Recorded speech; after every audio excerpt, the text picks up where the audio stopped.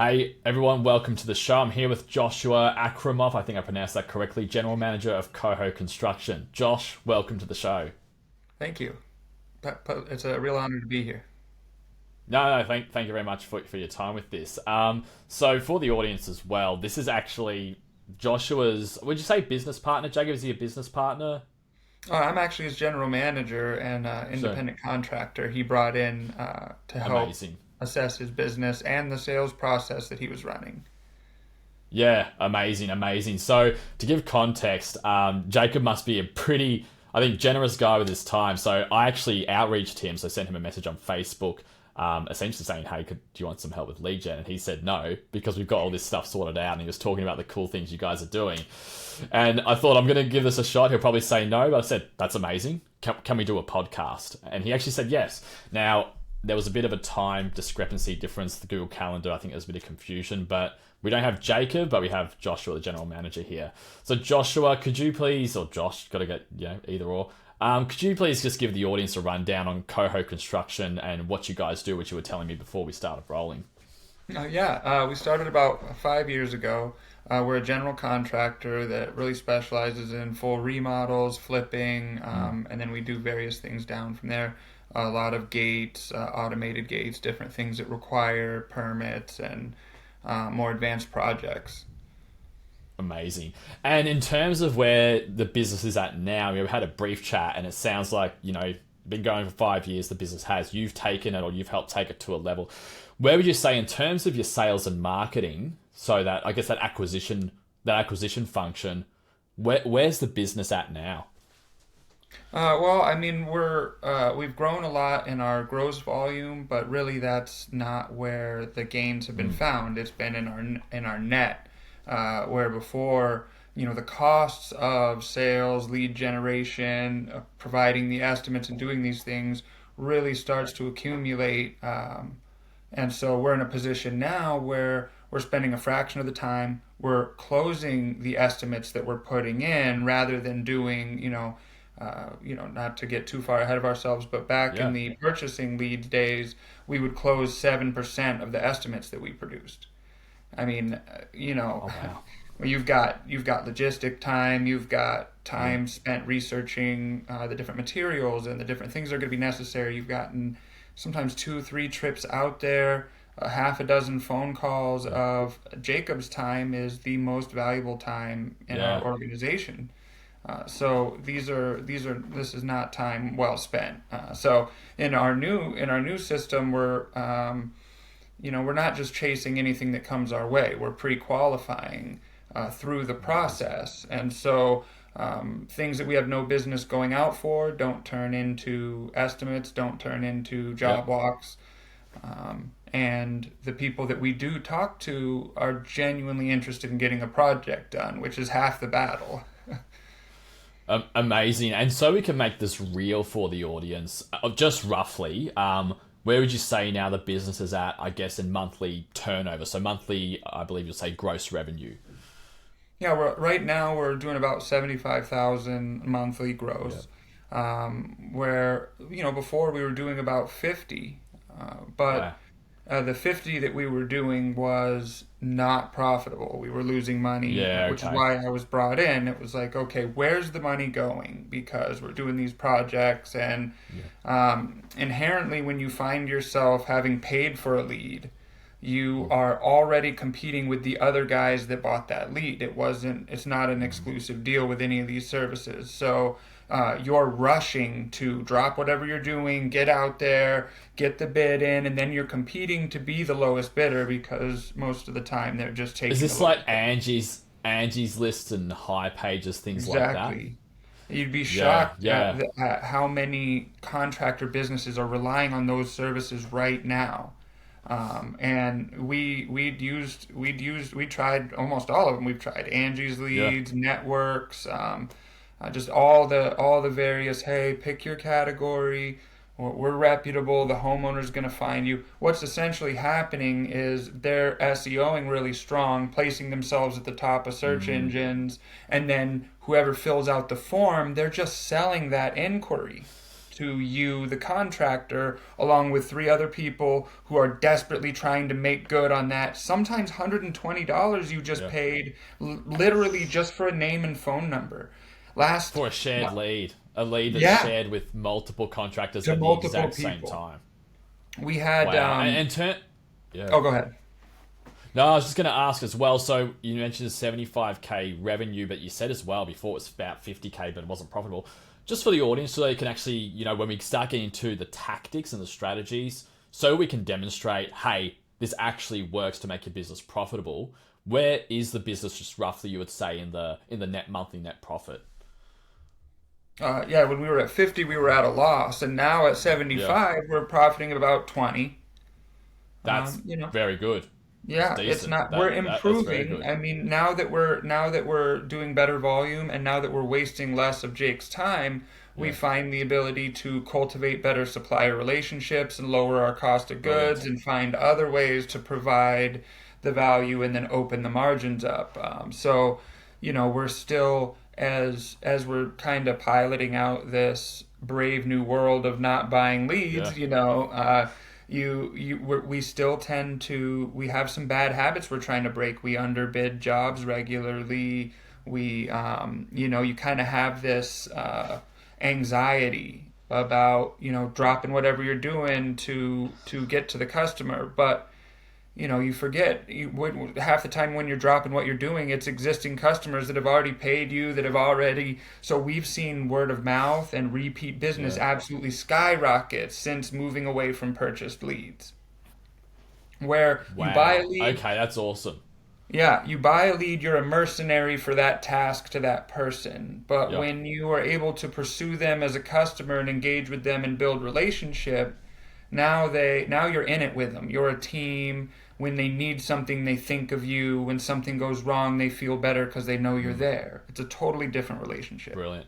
And when they speak with other people, other potential prospects for yourselves, they're gonna say they were amazing. They were this, they were Yeah. that.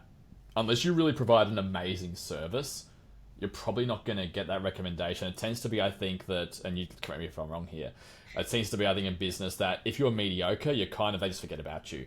If you were actually not that good, well, they're going to talk negatively about you, which is more common. If you're exceptional, then they might recommend you. Have you found that experience to be the same? I think it's more of how they feel, right? If they feel you were Yes. exceptional, then they tell everybody and they love you. I mean, we've had projects, honestly, where I've looked at some of our work and been like, this is not our best stuff. And then, you've Yeah, got a okay. customer who's Yep. just like, man, this is awesome. This is great. This is everything I wanted, because they were Yeah, that's a communicated good point. well through with the whole thing. They've accepted responsibility for any changes or anything of that nature. So now they're Yep. they're invested in the process and they love you for it. Amazing. I guess that's a good point there as well.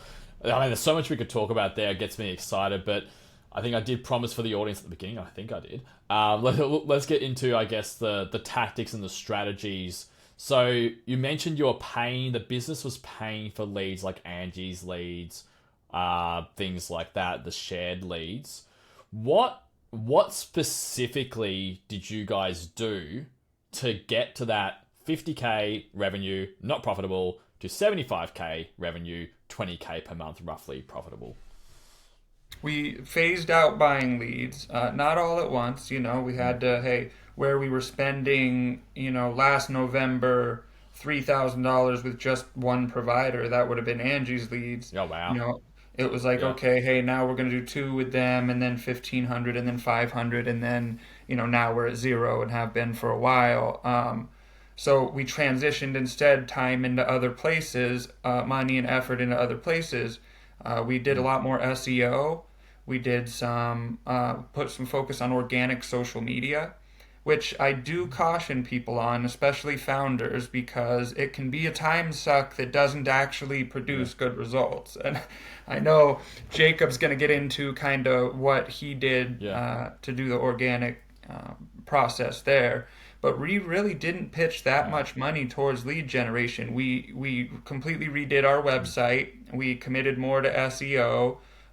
We did Yeah. more we kind of tied our media efforts into also developing, just pictures of finished product that we were utilizing. It wasn't rocket science.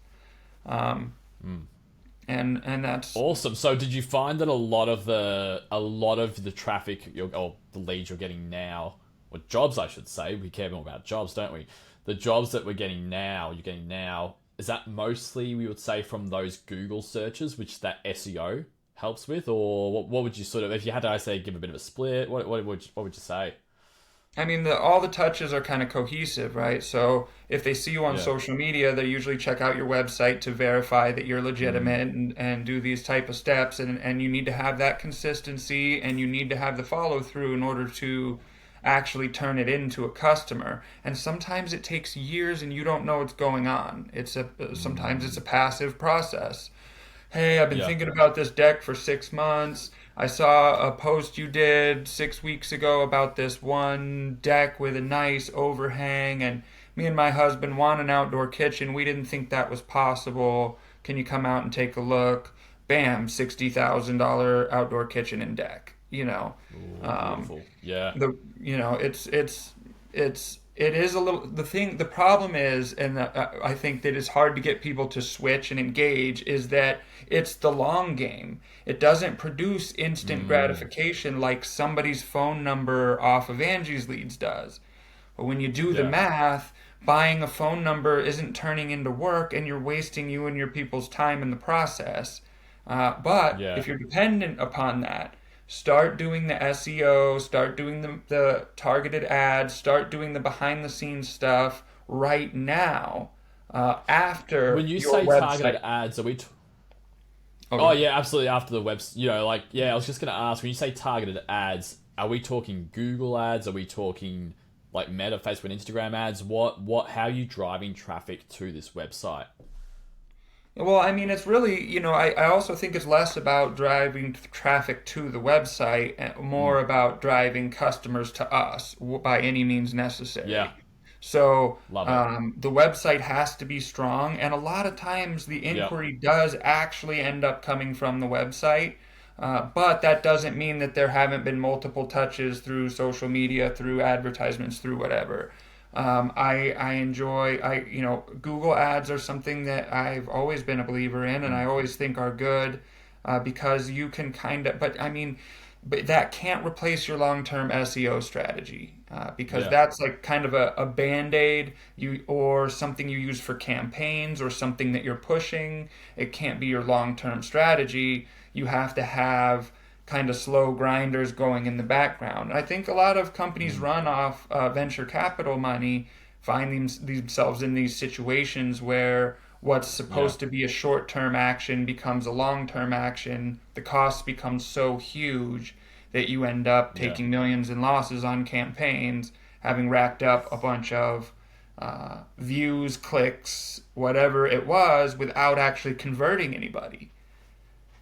Wow. Okay, so there's a lot to unpack there. I'm hearing it's a cohesive strategy. Like you said, there's multiple touch points.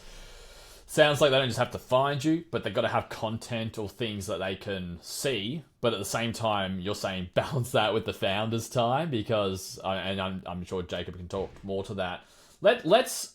I think this is amazing content, and I think that it's providing some good. I guess you would say overall strategy. Okay, there's a strategy, good website, SEO, and bit of online presence. Let's get really tactical. So let's say you've got let's keep it like probably really simple. Let's say you've got where you guys were, which was not profitable, getting Angie's leads, relying on those shared leads. If you had to give advice to someone and it's like, how do I do this? What's your first move basically? How did you do it? Like, for instance, did you do the SEO yourself? Did you find an agency? Are we cool to get a bit tactical on this? Yeah, yeah. I mean, like you're not going to be an SEO expert because it's what you want to do and know you need to do. Taking that Yeah, time is also not a good use of founder time, and this is something that I do in all the assessments. Is like, well, what is worth your yeah, time and what's not? Is it? Are you going to spend 3 years learning how to code to build your own website? mm, Probably not. That's not a good use of your yeah, time if you're good at construction or a product or you're mm, passionate about something. So those are where that's the big one where I say, hey, yeah, find an agency. Obviously, you should be, if you Yep. find an all-in-one marketing agency at the beginning that you like, that's not necessarily a bad look, because they're going to give you Yep. advice and help expose you to things that you hadn't thought about. If you're a marketing expert, you'll take a different track than if you're a construction expert Mm, or yeah. a finance expert or any of those things. But you have to hire for what you're weak at, what you don't want to Mm. do, what you're not good at. I think that's great. It's really not a one size fits all sort of thing. Kind of leveraging your existing skills, but even your interests. So Josh, how did you like? Did you facilitate getting an agency for this work, or do you specialize in SEO? What did you? How did you approach it for Coho Construction? Yeah, I have, since I've worked with a few small businesses, I have a few different people that I work with, some that consider themselves all in Awesome. one, some that just do websites and marketing, or, and we always implement the three quote rule. So anywhere we go, we're Mm. trying to get three quotes for it to fix the website, to manage social media, whatever, whether we Yep. choose to take it or Yep. not. And he had had a friend of his doing the website and kind of saying that they were going to do the SEO, and none of that was happening, so we had to kind of look for a different provider, Oh, and it ended up yeah. being somebody that we had worked with in the past that never stopped Yep. following up, just continual, Oh wow. hey, Yep. whenever you're ready to come back, whenever you're ready to come back, and pretty soon we Yeah. were ready to come back. And There you go. so and And that. then Yeah. go ahead. No, no, you keep going. Actually, no, that this is good Yeah. stuff. And then we found, while they do website, they didn't really specialize in SEO, but they had a partner, of course, that Yep. did. So we found a partner that did the SEO, and we've been putting that in. And now we've also been building content to like branch out more into targeted Awesome. ads, and there's a lot to be said about using geography to target areas. That's where it's really most affordable to Mm. do the targeted ads. Yeah. So, where that doesn't work for, let's say, a food and beverage brand, for a contractor with a limited area of operation, that's perfect. And that's one of the things I Yes. see is people try to think, they want to be too big with it and they want to target everybody and they want to target.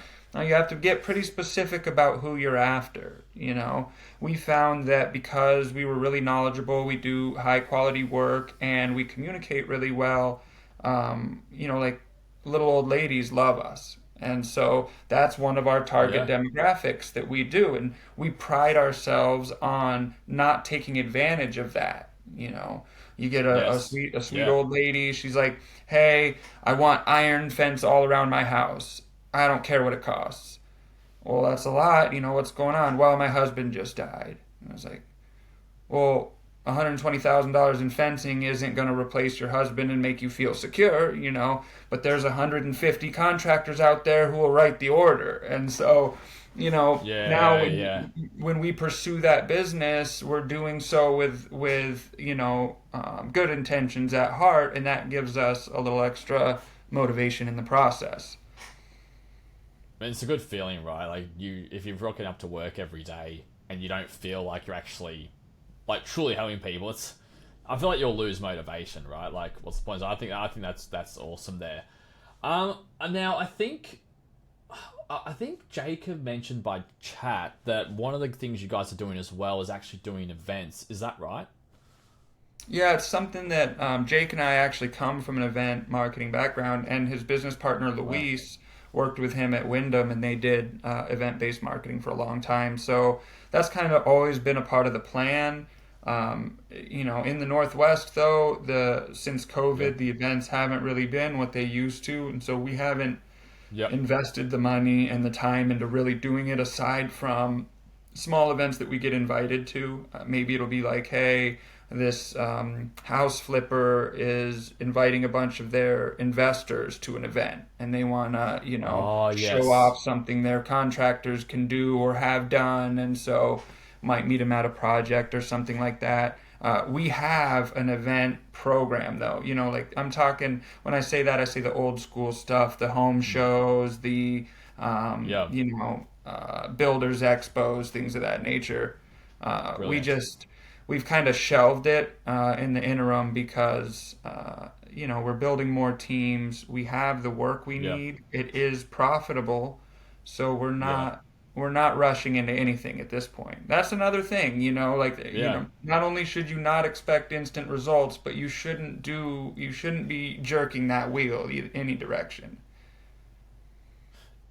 As in, you mean kind of just going for different methods and Yeah, scattering like, around? Is that what you sort hey, of mean, business shotgun is approach? good. Let's launch an event marketing program. No, no, there's months of investigating Yeah. signage, getting the marketing work done, the background things Yeah. being prepared to capture. And if you don't have a strong digital presence, don't waste your Mm. time at the events. The follow through happens later digitally. Without that in place, I call it spraying and praying. You're just, hey, I'm throwing Yeah. pitches out there. We're throwing bids out there. We're doing everything, and hopefully Yeah. enough comes through to pay the bills.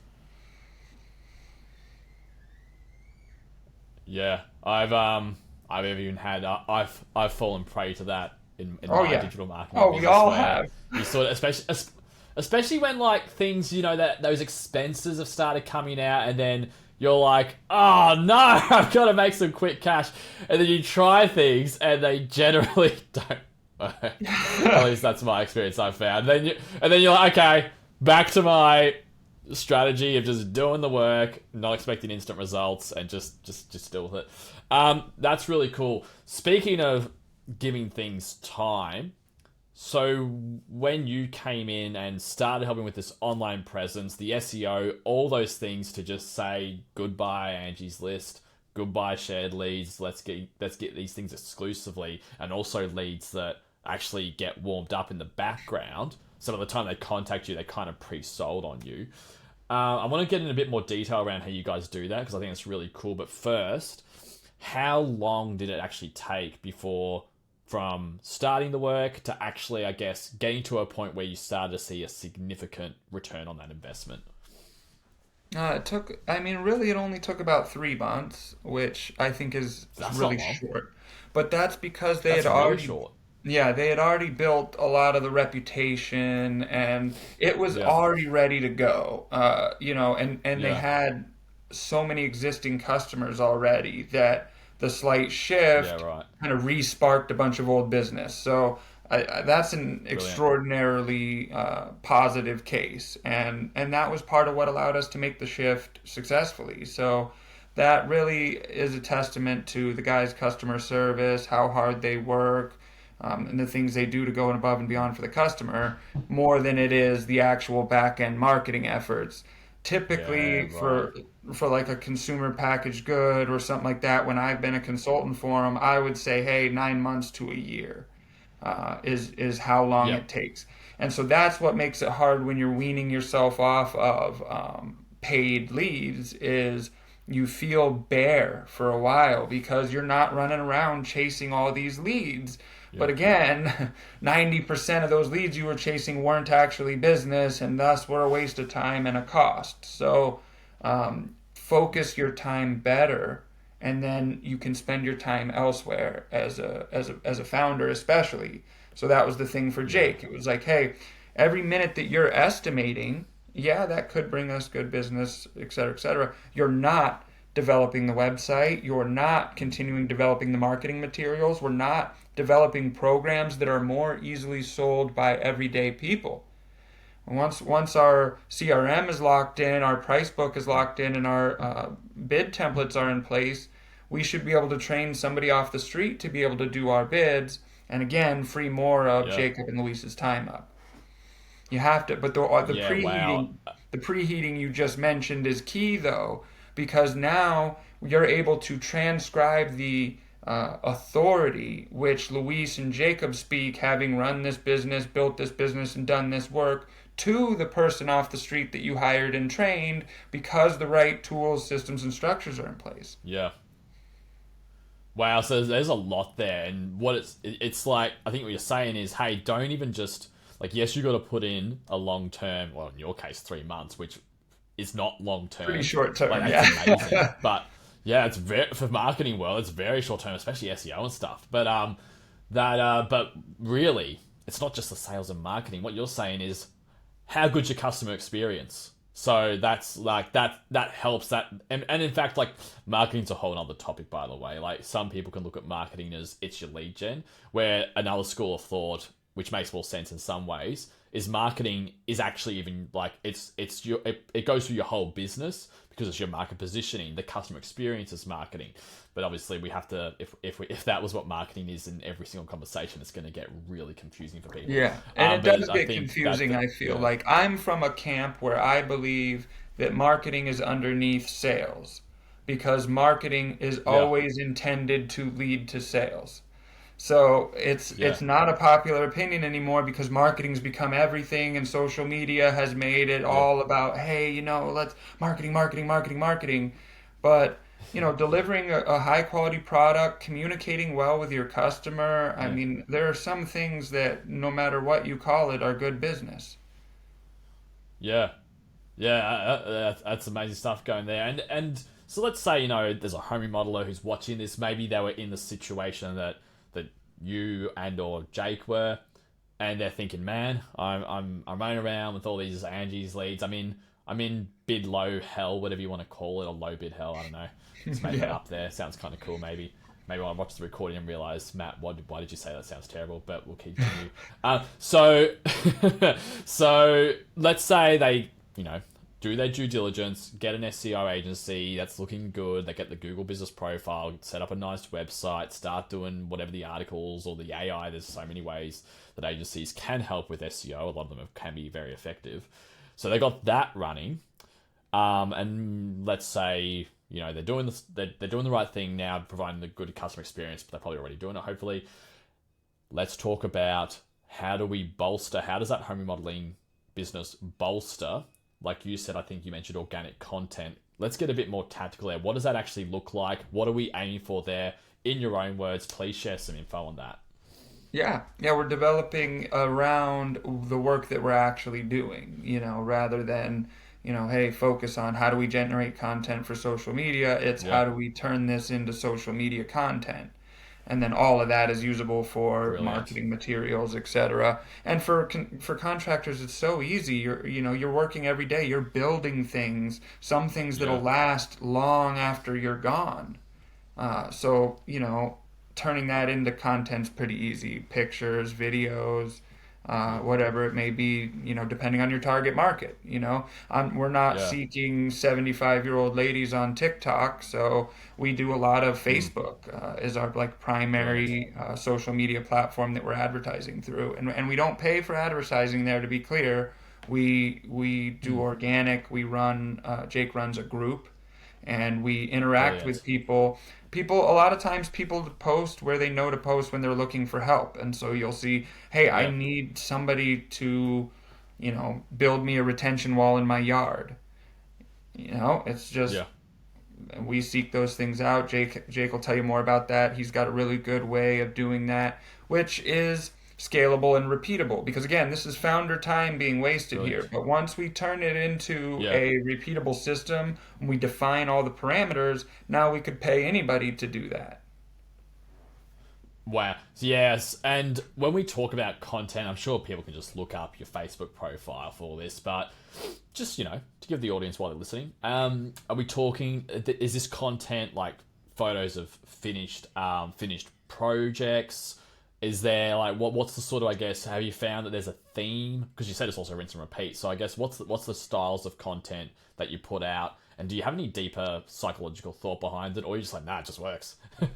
Yeah, we do have some thoughts. I mean, you do put some thought and filter through it, because we take Yeah. some candid ones where it'll be like, hey, we're just starting a demo of this $100,000 Yeah. apartment remodel, 3 units in Seattle, and then you'll take the picture and you'll always double check because you'll double check and you'll be like, damn, guys aren't wearing a hard hat. Like, hey, this Oh, is okay. this was actually a safety violation. Do you really want to put that on your social media to help you advertise your Yeah. business? Generally not, It's just but it happens and you get excited and you don't think about it. So there Yeah. is definitely a filter and strategy to it. But Yep. people love things that they normally don't see or are curious about. Yep. So Demos do really well. You know, a picture of a torn out wall Awesome. with an exposed, stucco from the 60s, that's going to get you a lot of views. People like that. And when they see that, they think, damn, Right. if they can handle this, they could handle my mobile home. It's going to be easy work.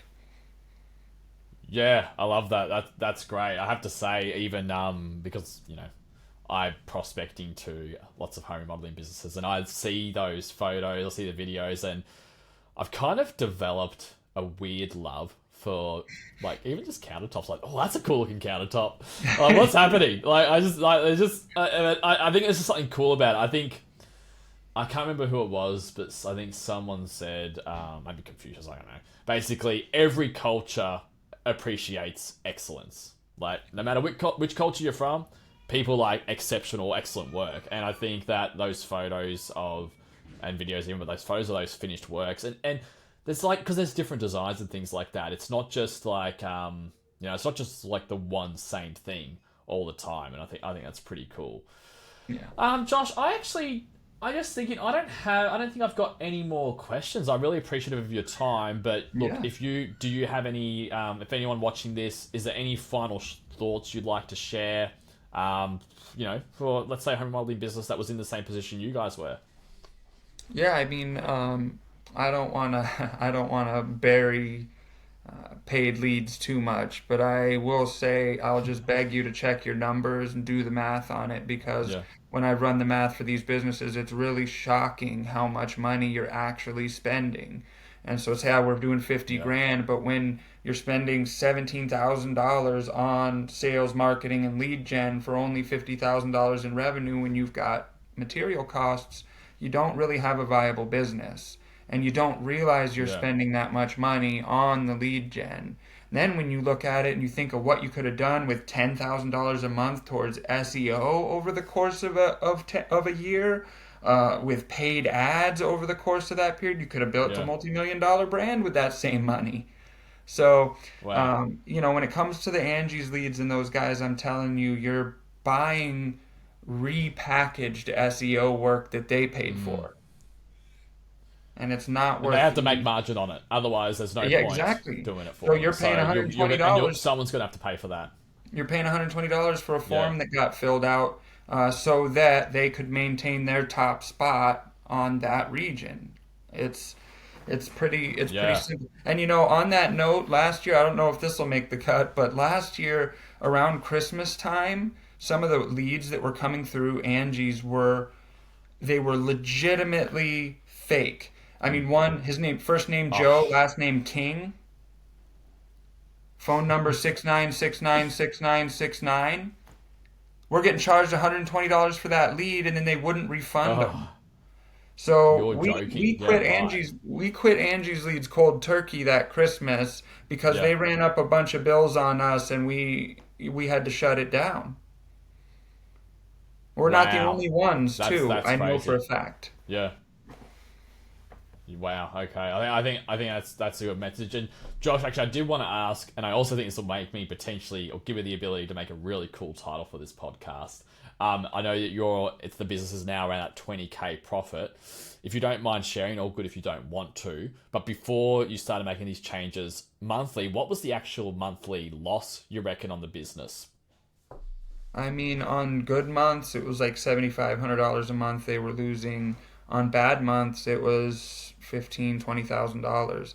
There was also some, Oh, a there were loss. also there were also some tax mistakes that were happening. And as a Okay. contractor, I really advise you also to be really careful Yeah. and learn the tax code on things like sales tax and subcontractor Yeah. law in your state because in Washington, for instance, this is a totally other topic, we were paying Yeah. 10% sales tax to and from our subcontractors when in this state you do not have to do that because you're considered under the umbrella of the other one that's already paid the sales Wow. tax. So in some Yeah. cases they're Right. paying triple tax. And in Washington state we're talking 10.5% here. It's not small money. Wow. Yeah, I think. Yeah, and I think in Australia, where I am, it's a national tax framework. So, it's but I think in the US, you guys are right, it's state by state is different, isn't it? Yeah, it's city by city. So So that's we the have to file. I have to city by file. city. Yeah. So every month we have to file where we Wow. did the volume that we did, and then the tax rate for that area is calculated, and then the state is divvying up the appropriate funds. But you're being asked Wow. as the business owner to do all the accounting for them and then file and give them the money. Yeah.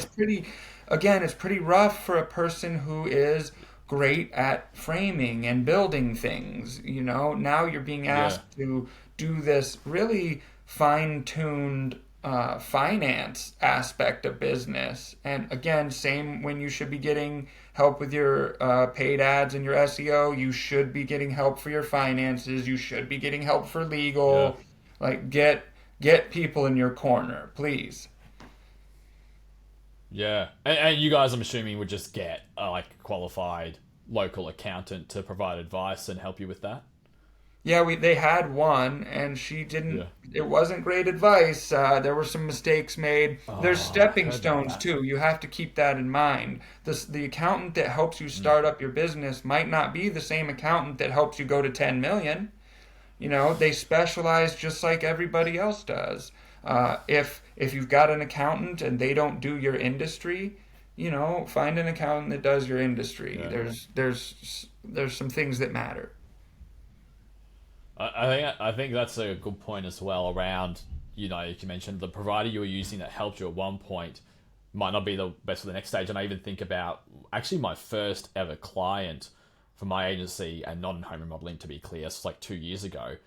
Great relationship, worked really well with him, and about 2 years in, he actually left, and it came down to a few things, like nothing that we did wrong, nothing at all, but basically he kind of outgrew us and he needed a different kind of provider with something that was a bit more super targeted to his industry, and he had a new integrator, and his integrator wanted to go with someone who was local, and it made absolute sense. And of course it's like, oh, look, not we'd rather keep the client, of course, but at the same time, 100%, if you've outgrown us, that's amazing, and you probably got a different provider that's going to suit you in the new stage you're at. So I think that's a good point as well.